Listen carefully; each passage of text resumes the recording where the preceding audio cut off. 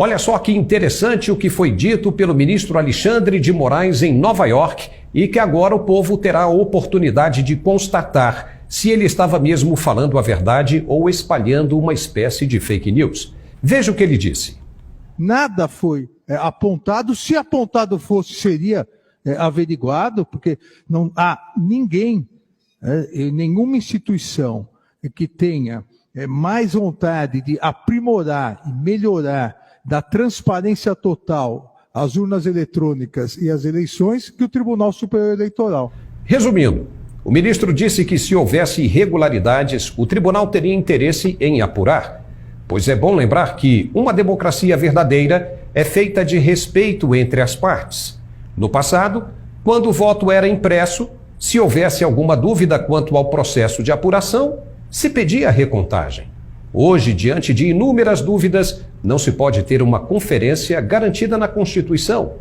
Mas o artigo 221 da Lei 4.737 diz que a votação deve ser anulada quando for negado ou sofrer restrição o direito de fiscalizar. Muito bem. Então, o que temos agora é literalmente uma situação metafórica de faca no pescoço. Se não, vejamos.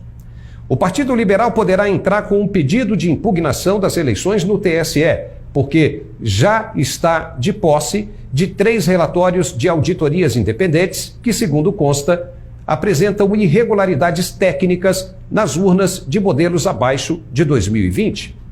Veja bem, vamos analisar o fato jornalisticamente que foi apresentado nesse feriado de 15 de novembro. O ministro disse que, havendo denúncias, o tribunal vai investigar. Suponhamos que o PL entre com uma ação de impugnação no TSE, apresentando dados intrigantes e que já estão no próprio site do tribunal. O TSE abre o processo de investigação ou nega a denúncia, mandando arquivar o pedido. E isso acontecendo, caberá ainda uma ação recursal, ou seja, um recurso ao STF que acatará ou também poderá mandar a peça para as gavetas, alegando que as provas são inconsistentes.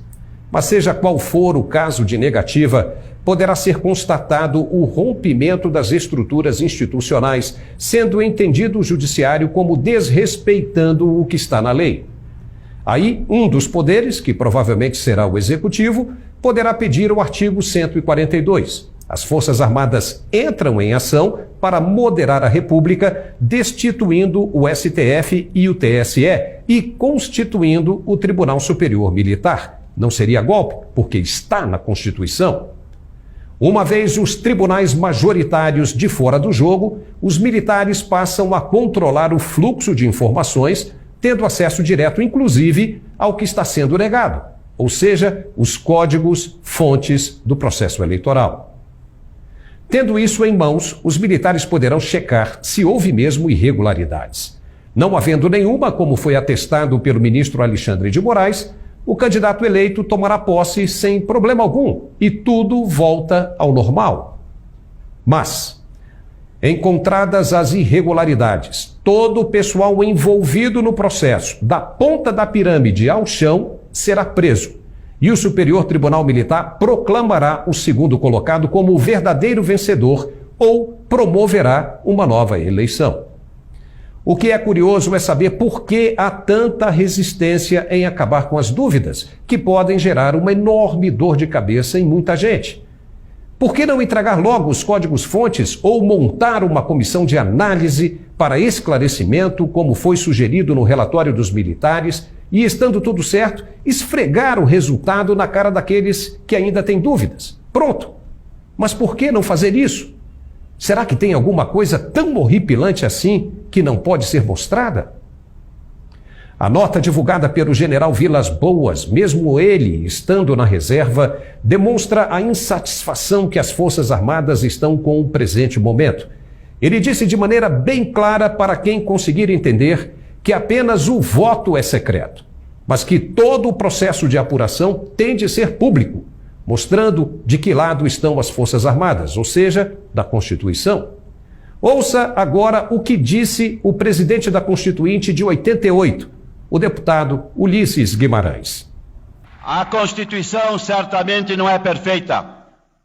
Ela própria o confessa ao admitir a reforma. Quanto a ela, discordar, sim. Divergir, sim. Descumprir, jamais. Afrontá-la, nunca.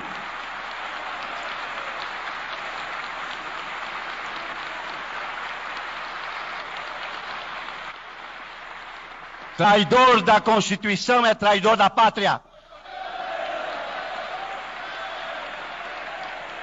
Conhecemos. Traidor da Constituição é traidor da pátria. Conhecemos o caminho maldito. É isso. Na Constituição pode haver divergências, desacordos, mas todos temos de respeitá-la. Aquele que não respeita é traidor da pátria. Palavras do saudoso Ulisses Guimarães. As manifestações em frente aos quartéis no feriado de 15 de novembro só não foram maiores por pura falta de espaço. O que tinha ficou lotado no país inteiro. Em Brasília, nem a sequência de tempestades fez com que os manifestantes desanimassem. Muito pelo contrário, eles mostraram que sabem claramente o que querem. E manifestações inspiradas nas brasileiras também aconteceram em várias partes do mundo. Portugal, por exemplo, ficou lotado. E até no Líbano houve motociata em apoio aos brasileiros que não admitem as promessas socialistas feitas pelo candidato eleito. Aliás, ele nem tomou posse ainda e já está fazendo coisa errada.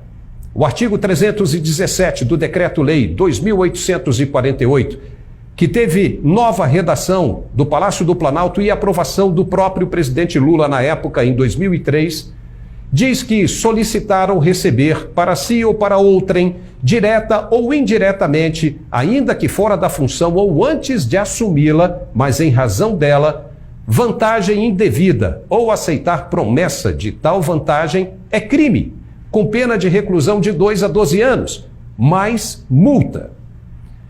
Pois o presidente eleito viajou para a COP27 no Egito, de carona, no jatinho do empresário José Seripieri Júnior, fundador e ex-presidente da administradora de planos de saúde Qualicorp. Seripieri foi preso em julho de 2020 durante desdobramentos da Operação Lava Jato. Ora, o cara nem assumiu e já cometeu um crime segundo o que consta na lei. Será que tem alguém vendo isso? Essa semana ainda deveremos ter um desdobramento das iniciativas do Partido Liberal quanto ao pedido de impugnação do pleito de 2022. Como dito pelo próprio presidente Valdemar da Costa Neto, a peça ainda não está pronta, mas já sabemos onde chegaremos com tudo isso se as resistências aos pedidos de esclarecimentos continuarem. Estaremos aqui atentos e prontos para informar. Por enquanto é só. Um forte abraço e até lá. Uai, seu app de vídeos curtos.